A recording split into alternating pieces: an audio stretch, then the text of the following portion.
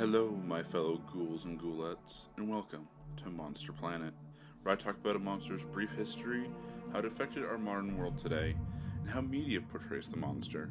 I'm your host, Nicholas Reed, and today's monster has a very distinct feature.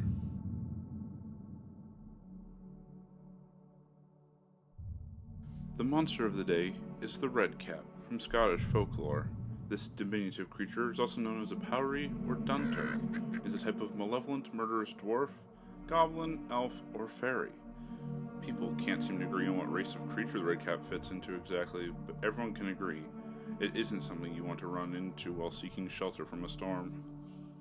It is said to inhabit ruined castles along the border region between Scotland and England, especially in areas that have been the site of bloodshed or atrocities.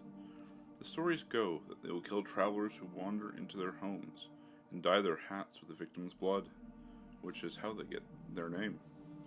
Redcaps must kill regularly, because if the blood stain in their hat ever dries up, they perish. They are very fast despite wearing iron-shod boots and wielding a heavy iron pike staff. It is said that outrunning a redcap is impossible. Redcaps are depicted as sturdy old men with blazing red eyes, taloned hands, and large teeth. There is a tale of one living in Perthshire that has him as being more benign.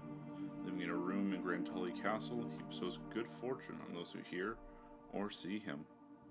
The kabouter, or redcaps of Dutch folklore, are very different and more akin to brownies. It is said that one of the only ways to slay a redcap is to quote the Bible at it or hold up a cross. When a redcap is defeated, it completely disappears, leaving behind a single, large tooth that some say contains a small amount of power, depending on the strength of the redcap the tooth came from.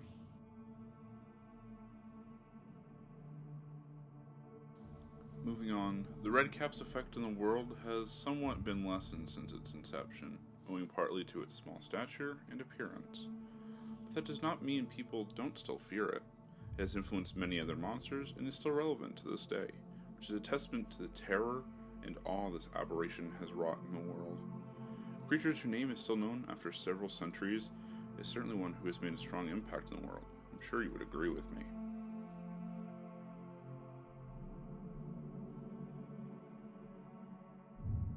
Redcaps appear in so many forms of media, from books to video games and so much more, even appearing most recently in the 2018 novel The Between, Rise of the Hunter by Timothy Sweeney, where the main character is attacked by one in an ancient ruined castle, where its behavior deviates slightly from the original story, but it still keeps the important details.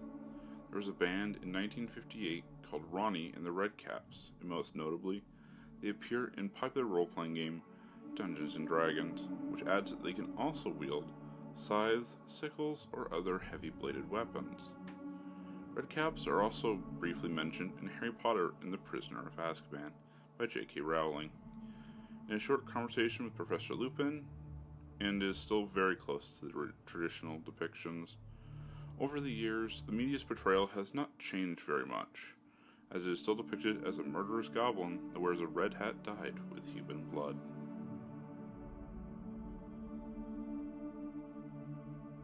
Before I end off this week's episode, I'd like to mention the websites used for research this week: mythicalcreaturesguide.com and icysedgwick.com. You'll find the links in the description, but those are the sites I used for the research this week.